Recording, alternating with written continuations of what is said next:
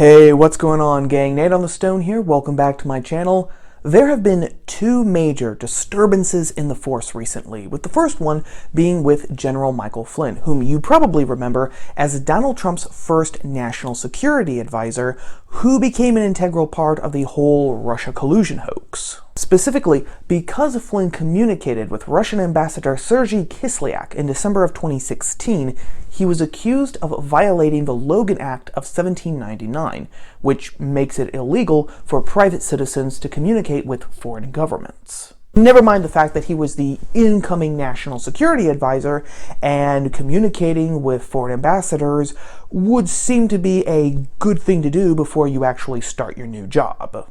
Flynn was questioned by the FBI in January of 2017, and then he actually resigned his post in February of 2017 after he was accused of misleading several White House officials, including the vice president, as to the nature of those communications with Kislyak. To make a very long story short, Flynn eventually pled guilty to lying to the FBI, but then before he could actually be sentenced, he took back his plea, saying that he had been the target of a setup. Just the ploy of a guy who didn't really want to go to jail, right? Well, not so fast. That might have been a legitimate counterpoint until this last week.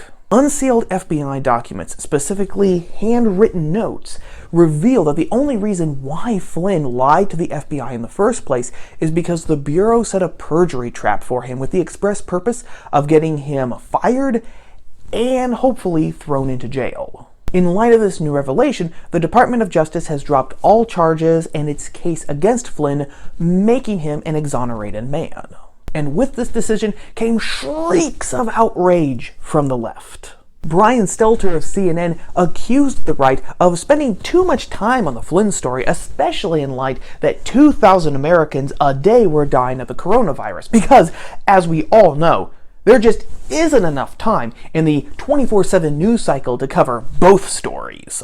More seriously, Sean Illing at Vox said that the DOJ and Attorney General Barr's decision was quote-unquote controversial at least and lawless at worst. Randall Eliason over at the Washington Post said that the decision is, quote, in the truest sense of the word, lawless, unquote, because it, quote, epitomizes the politicization of the Justice Department. And on top of all that, 2,000 former officials of the Justice Department have signed a letter demanding that Attorney General William Barr resign from his office because he has ditched the rule of law. What Stelter, Ealing, Eliason, and those 2,000 or so officials fail to mention is that we now have hard evidence that the only reason why Flynn lied in the first place is because he was set up by the FBI.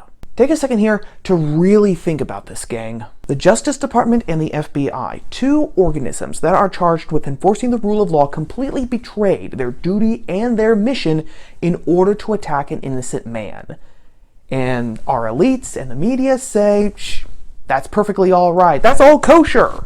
The real attack against the law is the Justice Department dropping all of its charges against Flynn. Charges that would not exist in the first place if the FBI hadn't set him up. The second disturbance comes from Tara Reade's allegations against presumptive Democrat presidential nominee Joe Biden.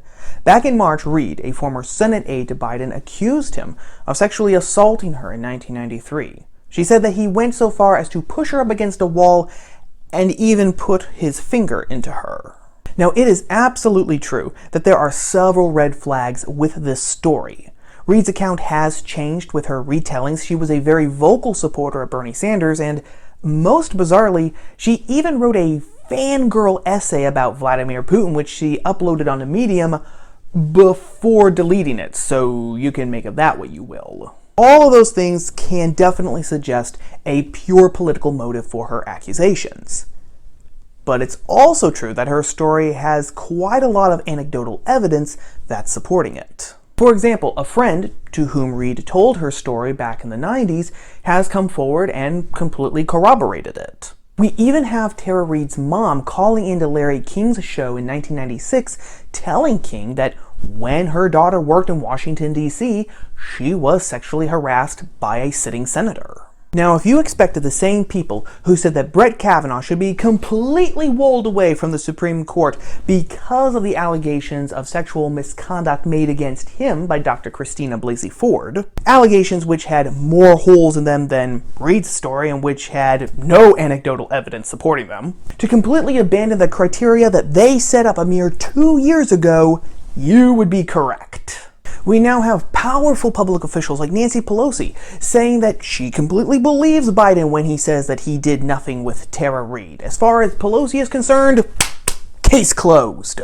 Even worse are the people who out and out say that they believe Tara Reade, but who then go on to say that they are still going to vote for Biden in November because Trump bad.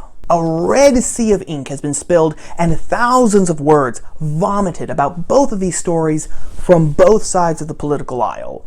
On the left, attack of the rule of law, believe Joe Biden. On the right, just more proof of the old double standard, which will allow liberals to get away with anything short of murder, but which will hound a conservative and or Republican out of public office and expel him from polite society when it is revealed that he did not say Gesundheit to the elderly grandmother with whom he was sharing an elevator 5 years ago. But these stories are more than that. They show the clash, and maybe even the supplanting of the rule of law with the rule of men. Now, I know that both of those terms seem very simple. For example, we could very well say that the rule of law is just a society that is ruled by the law. Duh, Nate, how hard is that? But like so many answers, it is a deceptive one, since behind the mask of simplicity is a veritable goldmine of philosophical thought.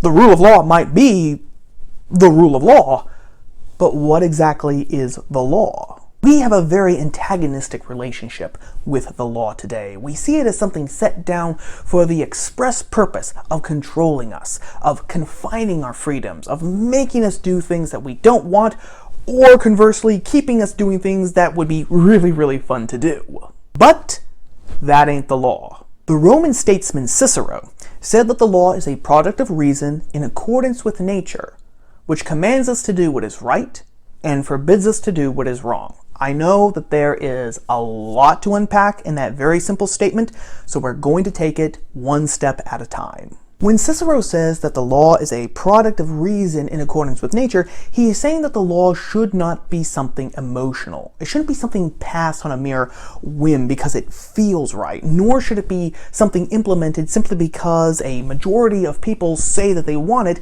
at any specific time. Instead, it's a product of debate, of contemplation, of thinking that tells people what they should and shouldn't do. Okay. But then the question becomes, how do we figure what we should and shouldn't do?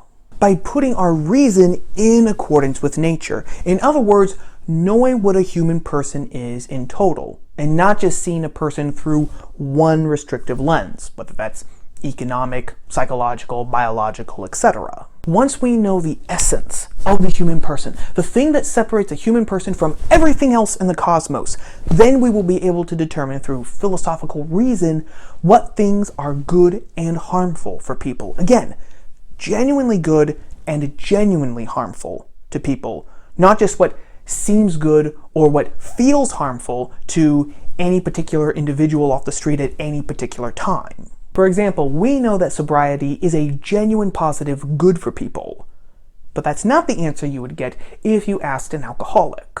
We know that faithfulness in a relationship is a genuine good for people, but ask a nymphomaniac and you're going to get a very different answer. To put it at its most basic, the law is fundamental ethics, which tells us how we are supposed to treat other people. So the law does limit us, it does constrain us.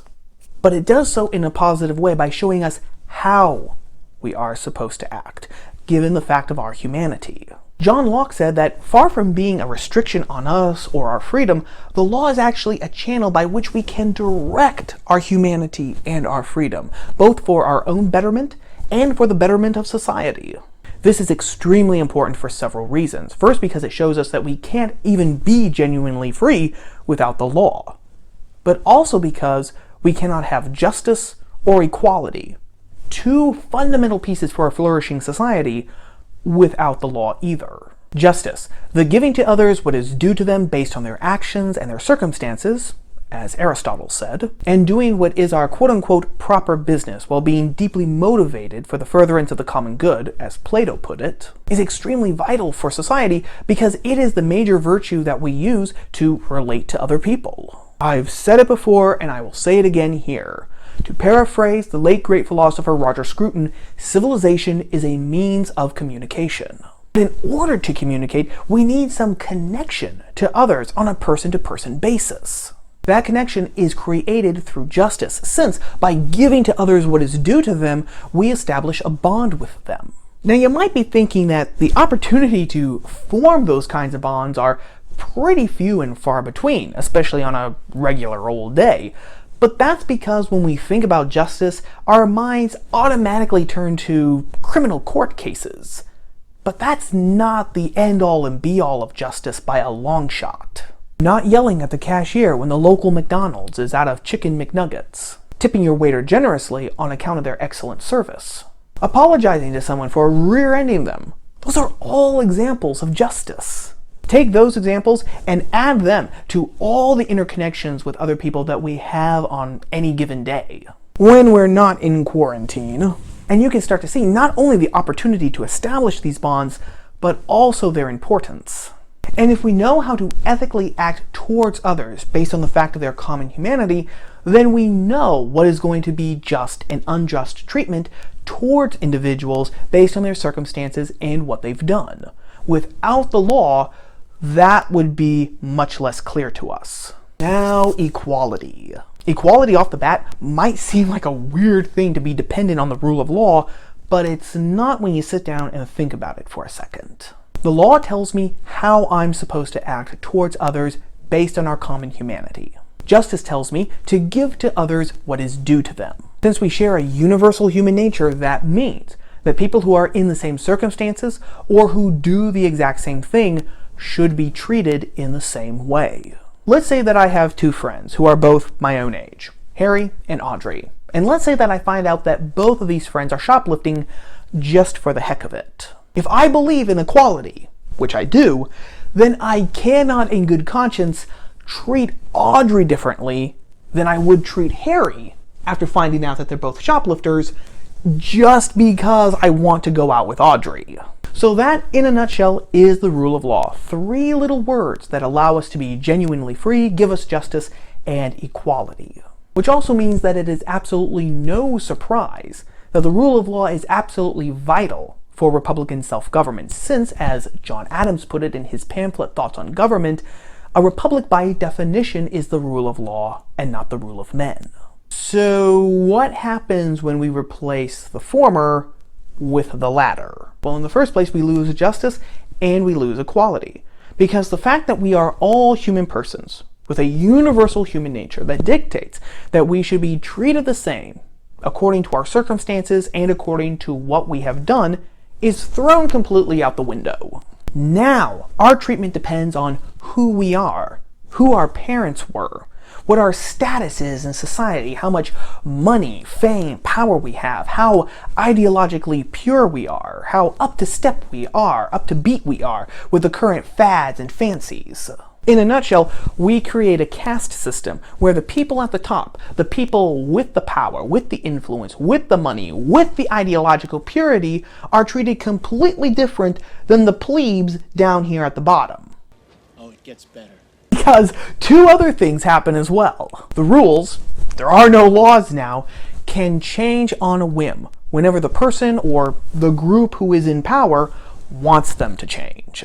Which means that if you happen to be part of a group that the ruling powers don't like, whenever the rules are changed, again based on his whim, you can pretty much be guaranteed that your life is about to become more miserable.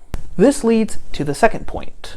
If the people in charge have the power to make whatever edicts they want, no bars hold, then it becomes imperative for you to keep your people, your group in power no matter what, because you know that if your group ever lost power, then your life, your family, your livelihood, your business, your property, everything that you built, everything that you hold, everything that you cherish and love would be on the chopping block. which means that it becomes perfectly and absolutely justifiable for you to do everything and anything in your power to keep your people, your group, in charge. And the end result of that is that it puts us into this Hobbesian world where it's a war of all against all. And the ultimate result of that is that there's no freedom for anyone. The Flynn and the Reade story both show that we are sliding towards a rule of men instead of a rule of law. And that is what has to be fought tooth and nail if we want to preserve anything of our way of life. But as always, what say you? Do these stories show that the rule of men is supplanting the rule of law? Or are they just examples of the double standard, something that's been around for decades? As always, let me know your thoughts, ideas, and opinions in the comment box below. Well, that about wraps up everything for right now, gang. Before you go, if you could give the video a like and share it with your friends on social media, I would be very much obliged. Really helps me out. And if you like videos about the culture, politics, and religion, but from a unique point of view, then subscribe to the channel and ring that bell for notifications so that you will always know when I put up new videos just like this. Videos you're not going to want to miss. As always, thank you for watching, for giving me a little bit of your day. Thank you to everyone who has already subscribed to my channel. I appreciate you all. I will see you next week, gang, here on Top of the Stone. And in the meantime, remember to read, think, speak right. Take care, everyone. Ciao.